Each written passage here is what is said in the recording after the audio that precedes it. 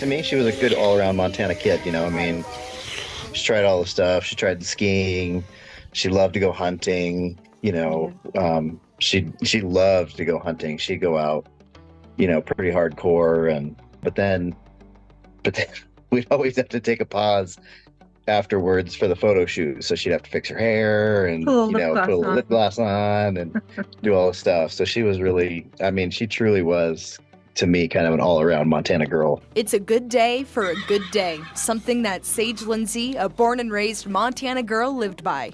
She always, from the get-go, always super academic. Things had to be not just an A, not an A minus. They had to be A plus. From singing in the choir to excelling in her academics and to the gymnastics floor, Sage approached everything in life with tenacity and ferocity. And she Salt has, of the earth. she has such a great attitude about everything. I mean, everything was positive. Sage made connections all around the state, but one unlikely bond that was formed was between her and a Palomino named Ranger. Look at this handsome boy. He was a little naughty. He was naughty. He was still naughty, but he wasn't as naughty with her. And they just had a connection. And we all saw the connection. Although Ranger wasn't her horse, the bond that the two had was undeniable. And while she was rodeoing with her brother, Sage got the news that so many students wait for: acceptance into college. But not just any college, the Naval Academy. Both Jean Forte and Steve Daines called her to say that they gave her their nominations to the academies. You're what, 18? I'm 17. Well, you've lived 17 good years so far. If you keep that up, you're going to be doing all right, okay? Sage's parents remember that day being filled with joy. I'll be packing your bags soon enough. Heading to Annapolis.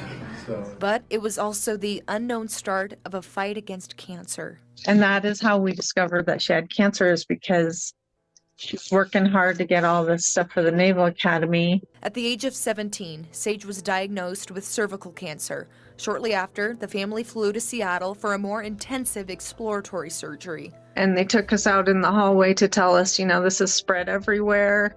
I think I can honestly say that was the worst day of my life. Yep. But despite the outlook, Sage refused to let a prognosis keep her down.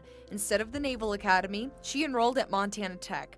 But before she went off, there was a special graduation gift waiting for her. He's just sitting around doing nothing at our house. So we gave him to Sage for her graduation. While attending school, Sage commuted back and forth for treatment, and all the while, she kept rodeoing and ended up going to state. After finishing up her first semester, making the dean's list at Montana Tech, it was time to come home for Christmas break. Merry late Christmas. And she wasn't feeling well. And so I think the night before New Year's, we took her into the hospital. And basically she stayed there. She didn't come home from that point. Sage was visited by loved ones, family, friends, members of the local fire department where her mom had worked, and even her buddy Ranger made an appearance at the hospital. On January 23rd, 2019, Sage passed away. She was 19 years old. It kind of still makes me think there's a big piece of Sage that's still here. She might not be here physically, but she still is doing whatever job she was sent out to this world to do. And over the summer, there was a piece of Sage at her brother's wedding, around the neck of that naughty horse that she had such a connection to. Although Sage's smile and laughter can no longer be seen, her presence can be found all over Montana, from scholarships that bear her name to a chairlift in downtown Bozeman that shares one of her favorite sayings: "It's a good day for a good day." In Bozeman, Jane McDonald, MTN News.